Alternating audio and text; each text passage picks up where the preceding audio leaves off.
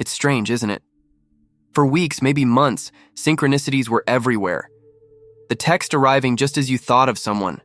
The right video popping up when you needed an answer. The number patterns, the perfect timing. All of it felt like life was winking at you. But then, almost overnight, it seemed to stop. The signals vanished. The magic faded. And if you're like most people, that silence feels like a punishment, like you did something wrong. But what if the opposite is true? What if the disappearance of synchronicity isn't a loss at all, but the beginning of your deepest shift? Here's the paradox most people miss. Synchronicities often appear as training wheels.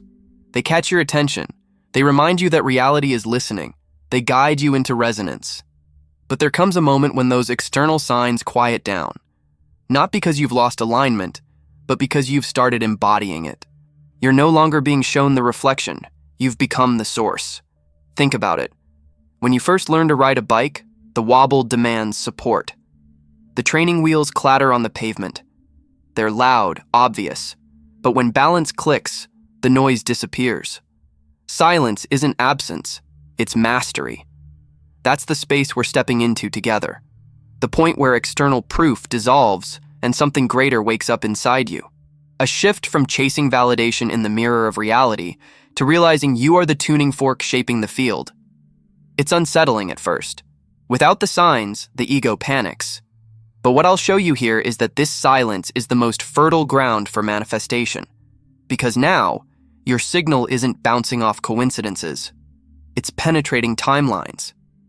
And once you see this, the way you understand your own power will never be the same. Here's the simplest way I can put it.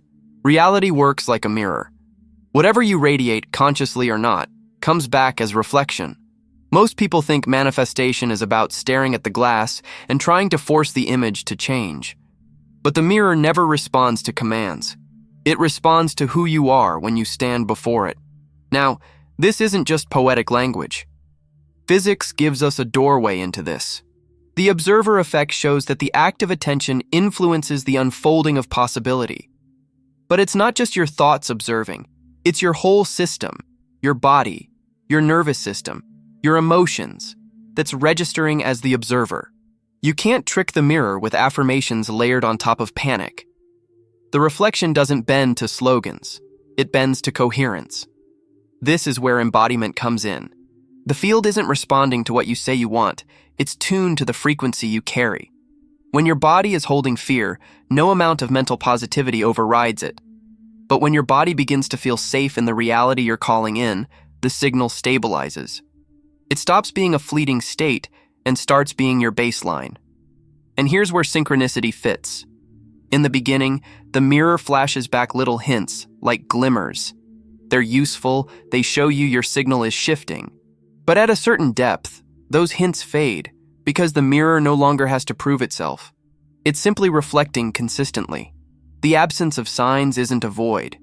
It's a steady image forming. So when synchronicity quiets, you're not being abandoned. You're being invited to stop looking at the mirror for reassurance and start recognizing the source of the reflection is already you. But here's the catch. If that's true, then why do so many people still feel stuck when the signs disappear? Why do they slide into doubt, anxiety, or a sense of being cut off from the flow? The answer isn't what you think. Here's the myth that keeps people trapped. When synchronicity fades, it must mean your vibration dropped, that you fell out of alignment, that the universe has gone quiet because you're failing the test. That's not how it works. The mirror doesn't punish you. It doesn't shut down communication. What actually happens is subtler. The reflection stabilizes so deeply that it no longer needs to wink at you with little coincidences. The show was never the point. The integration is. Think of it like this. A person who just discovered meditation sometimes gets flooded with blissful states. Their mind quiets, their body tingles, they feel an ocean of peace. It's easy to assume those fireworks mean they're becoming enlightened. But over time, the fireworks fade. Not because they lost progress, but because stillness has woven into their nervous system. The silence isn't emptiness, it's maturity. Now let me ground this with something you've probably lived. A friend of mine had been manifesting a job change. For weeks, the synchronicities were nonstop. Recruiters reaching out, conversations about her dream role popping up in random places, even chance encounters with people in her desired field. She felt high on the universe's feedback loop. But then, as the actual interviews started rolling in, the synchronicities vanished. No repeating numbers, no magical conversations, just silence, and she panicked. She called me saying, "It's gone. Did I mess it up?" Here's what she didn't see. The mirror wasn't sending her more hints because the reflection was already locked in. The interviews weren't random. They were the solidified outcome. She had moved from possibility to embodiment, from signals to form. The disappearance of synchronicity wasn't a downgrade. It was confirmation she was standing in the field of her new identity. This is the myth bust. Synchronicity isn't the prize. It's the breadcrumb trail. When it dissolves, it's because the shift is no longer fragile. It's lived. But of course, there's another layer. Because if that's true, then why does silence feel so uncomfortable? Why does the nervous system interpret nothing happening as danger? That's where we need to look next. Here's the hidden piece most people never link to manifestation. Your nervous system is the gatekeeper. You can visualize all you want, script affirmations for hours, but if your body doesn't feel safe receiving what you're asking for, the signal never stabilizes. Why? Because safety determines coherence. When your system is dysregulated, buzzing with stress, bracing for disappointment, holding tight in survival mode, the mirror doesn't get a clear image. The reflection is jittery, fragmented, but the moment your body feels anchored, even slightly, your signal sharpens. It becomes whole. Think about it. How many times have you tried to manifest from a place of urgency? Maybe it was money pressure. Maybe it was waiting on a message from someone important. In those moments, your body wasn't in coherence. It was in alarm. And alarm sends out static. This is why silence after synchronicity feels so uncomfortable. The nervous system interprets nothing showing up as danger. The old programming says, if I can't see proof, I'm not safe. That's the trap. The field isn't withholding. Your body is tightening. So what do? You don't force the mirror. You regulate the observer. You teach your system that stillness isn't abandonment, it's stability. Let's do a quick practice right now. If you can, place one hand on your chest and one hand on your belly. Take a slow inhale through your nose, just enough to feel your chest rise a little. Hold for a moment, then exhale even slower through your mouth, like fogging a window. Do that again. Inhale gently. Hold. Exhale slower than the inhale. And as you do, whisper to yourself, I am safe in the silence. Repeat that 3 times. Notice what happens. Even a few breaths can shift your whole frequency. That's coherence beginning to form, not by thinking differently, but by feeling safety in your tissues. When you practice this regularly, the mirror stops showing scattered reflections. The field begins echoing back steadiness. And that steadiness is what collapses timelines into form. But this raises the next question. If safety is the foundation, then how do we go beyond fleeting states of calm into a lasting identity that keeps radiating the signal? That's where the real turning point begins. Here's something subtle that changes everything. A state is temporary, but an identity is magnetic. Most people treat manifestation like chasing states. They journal to feel grateful. They visualize to feel abundant. They meditate to feel calm. And those states are real, but they're fragile. The moment life throws stress at you, the bill, the delay, the unexpected text, the state evaporates. The mirror wobbles again. But identity? That's different. Identity is the lens you live from. It's what your nervous system expects as normal. And the mirror doesn't reflect the highs and lows of passing states. It reflects the steady hum of who you believe you are. This is why temporary practices often frustrate people. You can spend 20 minutes in the morning feeling aligned, but if the rest of the day you identify as someone struggling, the mirror will lock onto that deeper signal. Reality always takes its cue from identity over momentary mood. Let me give you an image. Imagine water dripping onto stone. A single drop doesn't change the surface, but drip after drip, identity carves grooves. Eventually, the stone itself reshapes. That's what embodiment is doing. It's not about holding a state for hours. It's about letting the repetition of coherence sculpt who you are. And here's the radical part. When synchronicity fades, It's usually because you're shifting from chasing states into forming identity.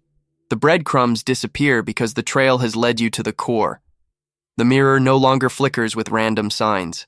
It's solidifying around your new baseline. But most people misinterpret this. They feel the silence, panic, and scramble to recreate the old signs. They think, if I just visualize harder or get back into that high vibe, the universe will notice me again. They keep chasing states instead of inhabiting identity. So the key question isn't, how do I feel good right now? The deeper question is, who am I becoming as I repeat this signal? Because when the answer shifts, entire realities shift with it. And that brings us to something wild. The way identity doesn't just shape mood or behavior, but literally selects timelines. Your baseline self isn't just influencing reflections in the mirror, it's deciding which mirror you're standing in front of. And once you understand that, everything changes. Here's where the mirror metaphor stretches into something even bigger. Identity doesn't just change the reflection you see, it decides which room of mirrors you're standing in. In other words, identity is what tunes you into a timeline. Think of timelines like parallel stations on a radio dial. They're all broadcasting simultaneously, but you only hear the one your tuner is set to. That tuner is your sense of self. If your identity is wired into "I'm always overlooked" or "I'm always waiting," then that's the station you keep receiving, no matter how many times you try to force gratitude or visualize a better outcome. The signal can't stabilize on a timeline your nervous system doesn't recognize as home. But the moment identity shifts, the moment your body begins to know, "I am someone who is chosen," or "I am someone who naturally attracts connection," the dial clicks into another station. Suddenly, the entire environment of the mirror changes. It's not the same reflection at all. It's a different field of possibility. Let's ground this with a real-life kind of moment. I once worked with someone who was stuck in the endless loop of waiting for texts. You probably know that feeling. You send a message, and then your whole system goes into alert, checking, refreshing, scanning for a reply. She told me she hated how powerless she felt, like her worth was dangling on someone else's timing. Here's the turning point. Instead of trying to hack the situation with distraction or forcing positive thoughts, she worked on identity. She started anchoring into the reality of being someone who is valued and chosen, not as a mantra, but as an embodied practice. Breathing into it, moving like it, letting her nervous system taste the safety of being secure in love. And something fascinating happened. The obsession with the waiting dissolved. She stopped checking her phone every 5 minutes. She no longer needed synchronicities or immediate responses as reassurance. And within weeks, her relationships began reflecting this new baseline. Different timelines opened, not just with the person she was waiting on, but with others who met her from this new identity. This is the power of identity. It doesn't just change your inner mood. It shifts the station you're tuned into, and that rewires the entire mirror around you. But the question is, how do you actually rehearse this? How do you train your system to move from fleeting glimpses into a lived, repeatable identity shift? That's where the toolkit comes in. So let's make this practical. Identity doesn't shift just because you say it once. It shifts through rehearsal, through teaching your nervous system and your mirror that a new baseline is safe, repeatable, and real. Here are a few tools I use. Think of them as instruments for tuning the dial. First, bridge statements. These are not forced affirmations like "I am a millionaire" when your body screams the opposite. A bridge statement feels believable enough for your system to relax into. For example, instead of "I am fully abundant," try "I am learning what it feels like to trust money more." Or "I am beginning to sense what safety and love could be like." A bridge meets you where you are while pointing the mirror toward where you're going. Second, somatic anchors. Your body needs a reference point for the new identity. This could be as simple as placing your shoulders back, softening your jaw, and walking like the version of you who already belongs in the timeline you're choosing. Sounds small, but your mirror is picking up coherence, not slogans. When you inhabit even one posture of safety and worthiness, the field starts adjusting around you. Third, embodiment drills. Choose one scenario where your old identity usually hijacks you. Maybe the scroll of comparison on social media, or the tension before opening an email. Instead of reacting the old way, pause. Inhale slowly, feel your feet, and ask, How would my chosen identity move in this moment? Then act from there. It's not about doing it perfectly. It's about rehearsing until it becomes natural. Fourth, future rehearsal in micro moments. Don't wait for big ceremonies or long meditations. While you're washing dishes, walking to your car, or lying down at night, let your body taste what it feels like to already be that version. Not forcing, just slipping into it like trying on new clothes. Repetition in the ordinary is what seals it. And here's something I'd love to ask you. Have you noticed that the moment you stopped gripping so tightly, what you wanted finally showed up? Tell me your story in the comments. It might unlock someone else's leap. Because the truth is, these tools are not about pretending. They're about training your mirror to recognize you in your new form.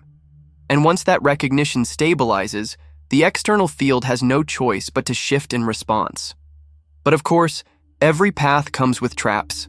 The subtle obstacles that keep even committed people from locking in their identity. And unless you can see them clearly, they'll pull you back into the old mirror again. Every shift comes with its shadows. And the deeper you step into identity work, the more these 3 traps sneak in. Let's name them so you can see them before they hook you. The first trap is urgency. You feel the silence after synchronicity, and instead of trusting, you start grasping. It has to happen now. That panic collapses your nervous system into survival. The mirror then reflects more urgency, more waiting. The antidote? Slow time down. Literally. When urgency spikes, pause, breathe slower than your instinct tells you, and whisper, "I'm safe, even here." Urgency feeds on speed. Starve it with stillness. The second trap is split signals. Consciously, you're declaring one desire, but unconsciously, your body is rehearsing the opposite. You say, "I want deep love," but your shoulders are hunched, your breath is shallow, and your body is braced for rejection. The mirror can't ignore that. The way through isn't to shame yourself, it's to integrate. When you notice the split, don't fight it. Say, "Part of me still feels unsafe, and that's okay." Then anchor into one small embodied signal that aligns with your chosen timeline, even if it's just softening your breath. Coherence doesn't mean perfection, it means inclusion. The third trap is over-control. This one hides in spiritual disguise. You do rituals, affirmations, endless scripting, but underneath you're trying to force the mirror. You're gripping the process instead of inhabiting it. And the more you grip, the more resistance you feel. The antidote is surrender. Not collapse, but cooperation. Ask yourself, what would it feel like if the mirror already reflected me? Then practice moving as if that's true. Over-control dissolves when you trade grasping for receiving. What's powerful about these traps is that they only show up because you're advancing. Nobody struggles with urgency, split signals, or over-control if they're not already engaged in the process. The very fact that you feel these tensions means you're close to stabilizing the new identity. But here's the key. Every trap is a mirror test. The field isn't asking, "Do you want this?" It's asking, "Can you stay coherent when the old pattern reappears?" Each time you regulate, include, or surrender, you carve the groove deeper. And eventually, the trap loses its grip because your identity has outgrown it. So the real question becomes, how do you carry this coherence into the ordinary rhythms of your life? Not just in practice sessions or big breakthroughs, but while you're walking, eating, scrolling, or having everyday conversations. That's where the embodiment of daily integration begins. Here's where the shift becomes real. Not in the practice room, not in the vision board session, but in the tiny, ordinary moments of your day. If your identity only feels alive in meditation but crumbles in the grocery store line, the mirror hasn't caught your true signal yet. Integration is when coherence follows you everywhere. Take something as simple as walking. Most people walk with their mind racing, body tense, attention hijacked. But what if walking became a rehearsal for your chosen identity?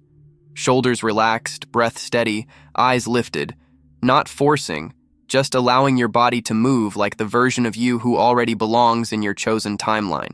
Each step becomes a broadcast to the field. Or eating. Instead of rushing or scrolling while you chew, you slow down, savor, and feel what it's like to receive nourishment fully. The mirror registers that as, this being knows how to receive.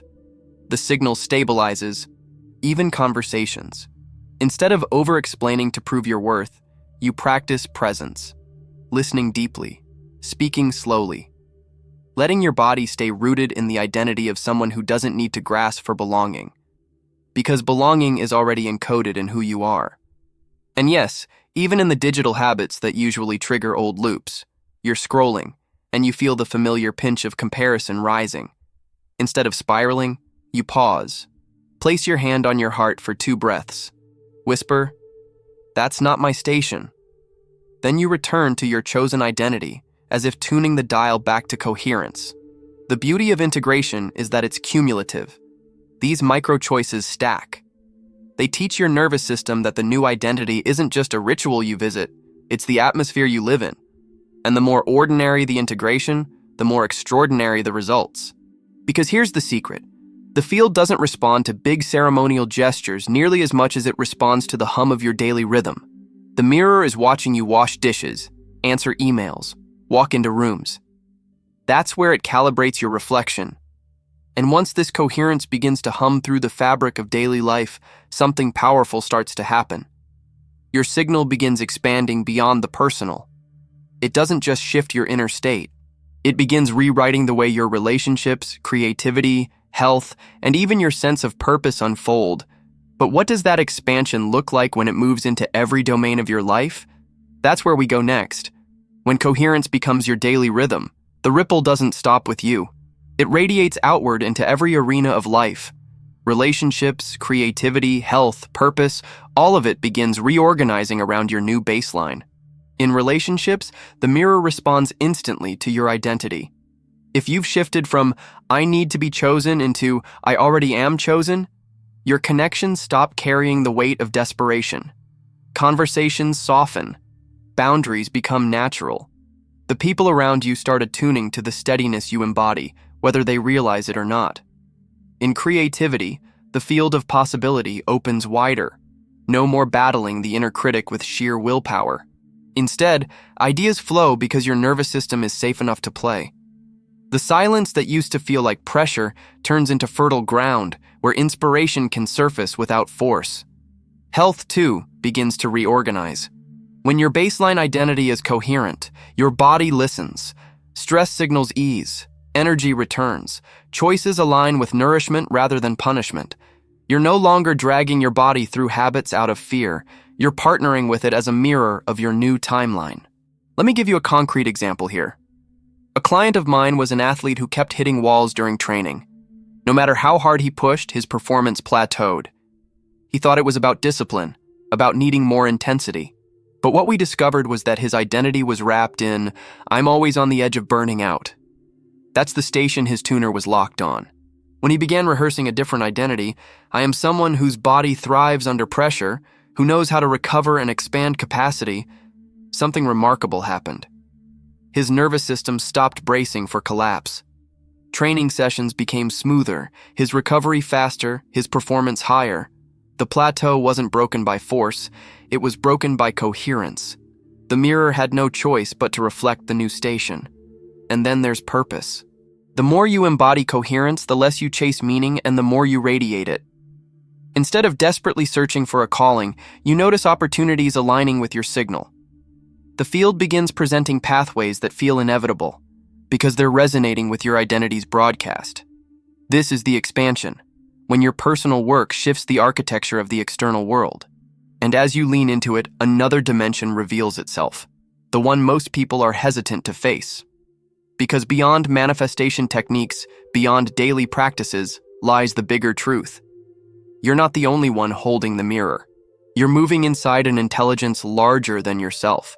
And stepping into that realization changes everything. Up until now, we've been talking about the mirror as if it only reflects you. But the deeper truth is, the mirror itself is alive. Reality isn't just a neutral backdrop. It's an intelligence that responds, coordinates, and orchestrates in ways far beyond what the mind can calculate. And this is where a paradox enters. The more you try to control the mirror, the more static you create. But the moment you soften, the field reveals its coherence with you. Surrender, which looks like weakness to the ego, is actually the highest signal of strength to the universe. Because only a nervous system that trusts can release control. Only someone who feels safe enough in their identity can stop gripping the glass. This is where the silence after synchronicity takes on a holy quality. It's not absence, it's intimacy. The field no longer needs to wave signs at you because you and the intelligence behind the mirror are moving as one. You don't need validation when you are the signal. Think of it like music. When a band is rehearsing, there's constant chatter, noise, corrections. But when the performance begins, silence falls before the first note. Not because nothing is happening, but because everything is aligned, ready, coherent. That pause holds the entire song inside it. The silence is charged. That's what this stage of manifestation feels like. And here's the paradox. Surrender doesn't mean you stop desiring. It means your desire no longer leaks desperation. You're not begging the field to deliver. You're allowing it to move through you, confident that you and the intelligence behind it are playing the same song. This shift reframes the entire journey. It's not about proving yourself to the universe. It's about recognizing you are inseparable from it. Your identity tunes the station, yes, but the music was always waiting for you. And when you surrender into that, when you realize you don't have to chase, because the field is already holding you, you become dangerous in the best way. Your signal cuts cleanly. Your timeline stabilizes. What once felt like striving turns into inevitability. Which brings us to the final turn. Because if surrender is the highest strength, then what happens when you stop treating the mirror as something separate from you and instead see yourself as the mirror itself? That's where this journey resolves. So here we are, at the point where the mirror no longer feels like something outside you. The signs, the synchronicities, the breadcrumbs, they served their purpose. They woke you up to the fact that reality is listening. But the silence that followed wasn't abandonment. It was the invitation to realize you are the one holding the glass. This is the true quantum shift. It's not about chasing signals, not about manipulating reflections, but about recognizing yourself as both the observer and the image. When your nervous system settles, when your identity stabilizes, when your body inhabits the frequency of safety, the mirror doesn't just respond, it becomes indistinguishable from you. Picture yourself standing before a mirror. At first, you're checking, adjusting, waiting for feedback. Then something clicks. You're no longer looking for proof. You're looking through the glass, realizing there was never a gap between the reflection and the source. The mirror isn't showing you what's possible. It's showing you what you've already become. And that's the awakening. Synchronicity may fade, but what replaces it is far greater. The steady hum of coherence, the quiet inevitability of a life aligned with your true identity. The silence you once feared reveals itself as the deepest confirmation. So here's my invitation. Stop waiting for the wink of coincidence. Stop measuring your progress by how many signs appear. Instead, ask yourself, who am I being when no signs are present? Can I hold my identity steady when the mirror is still? That's where the shift locks in. Because the moment you stop chasing the reflection and start living as the source, the entire field bends to meet you. The quantum shift isn't coming. You're already standing in it. If this spoke to you, share it with someone who's been questioning their path. You never know. Your reflection might be the exact mirror they've been waiting to see.